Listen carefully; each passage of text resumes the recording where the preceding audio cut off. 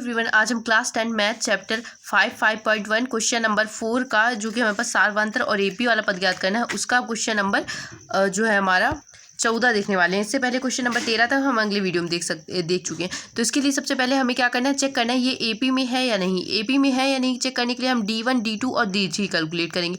अगर ये तीनों इक्वल आ गए तो जो हमारे पास ये श्रेणी दी गई है वो एपी में है। तो D1 कैसे कैलकुलेट करेंगे आप, A2 माइनस A1 करके। A2 हमारे पास क्या होता है 3 का स्क्वायर माइनस का 1। 3 के स्क्वायर को आप क्या लिख सकते हैं 9, और A के स्क्वायर को क्या लिखेंगे 1 इक्वल टू क्या आ गया हमारे पास 8 आ गया। D2 इक्वल टू क्या लिख सकते हैं आप A3 माइनस का A2। A3 आपको पता है क्या है हमारे पास 5 का स्क्वायर, और A2 क्या है 3 का स्क्वायर। 5 का स्क्वायर क्या होता है 25, और A3 का स्क्वायर क्या होता है 9 इक्वल टू क्या आ गया, ये बन गया 15 1, और इसमें 9 जाएगा तो 16 यानी कि 16।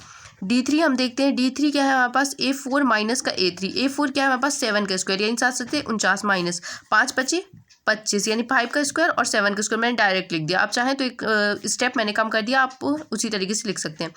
तो अगर 9 में 5 जाएगा तो क्या बचेगा 4 बचेगा, और 4 में 2 जाएगा तो क्या बचेगा 2।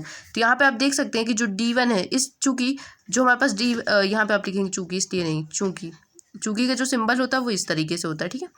D1 जो है नॉट इक्वल है D2 के, और D2 जो है नॉट इक्वल है D3 के, इसलिए का सिंबल इस तरह होता है, ठीक है। इसको उल्टा कर देंगे तो ये चूँकि बन जाएगा।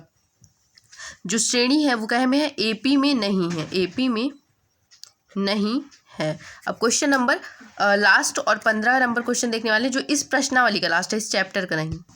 क्वेश्चन नंबर 15 में भी हम एज इट इज़ वही कॉन्सेप्ट अप्लाई करेंगे। क्या करना है हमें D1 कैलकुलेट करना है। D1 कैसे कैलकुलेट करेंगे A2 माइनस A1 करके।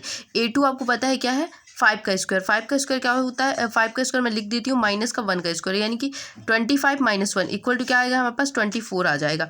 D2 इक्वल टू क्या होगा हमारे पास A3 माइनस का A2। A3 आपको पता है क्या है यहाँ पे 7 का स्क्वायर है यानी कि 49 हो गया हमारे पास डायरेक्टली, और A2 क्या है हमारे पास 5 का स्क्वायर है यानी कि 25 हो गया, ठीक है। तो इसमें से आप ये माइनस करेंगे तो यहाँ पे क्या बचेगा हमारे पास 4 बचेगा, और इसमें करेंगे तो 2 बचेगा, ठीक है।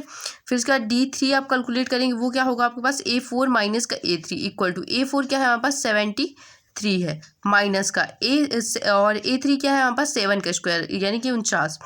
तो इससे आप तो यहाँ पे बचेगा 4, और यहाँ पे बचेगा हमारे पास ये बन जाएगा क्या 6 में 4 जाएगा तो 2, यानी कि यहाँ पे D1 जो है इक्वल है D2 के, और D2 जो है इक्वल है D3 के, और इन सबको हम इक्वल मान लेते हैं किसके D के, ठीक है।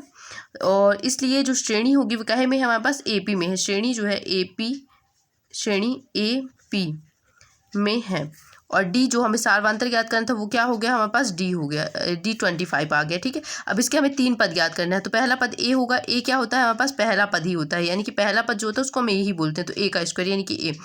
अब हमारे पास दूसरा पद हमें कैलकुलेट करना है A2। तो A2 क्या होगा A प्लस D। तो A हमारे पास क्या है A1 इसे लिख दीजिए, क्योंकि इससे पता है जो श्रेणी का पहला पद होता है उसे हम A1 या प्रथम पद कहते हैं, ठीक है। A प्लस D यानी 1 प्लस 24 इक्वल टू क्या आ गया 25, जो कि इस श्रेणी से मैच करता है। 5 का स्क्वायर क्या होता है 25 होता है।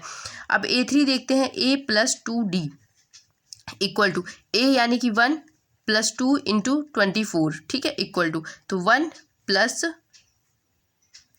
48, ठीक है। अब इसको आप जोड़ेंगे तो क्या आ गया 49, जो कि 7 का स्क्वायर यानी कि हमारे पास श्रेणी जो बन गई 1 25 49 और अप टू 1। इस तरीके से आप और आगे भी कैलकुलेट कर सकते हैं। तो ये हो गई हमारे पास क्या AP श्रेणी जो हमें कैलकुलेट करनी थी। आई होप आपको ये समझ में आ गया होगा। काफ़ी इजी क्वेश्चन है, बट आपके एग्जाम में स्कोरिंग चैप्टर है ये।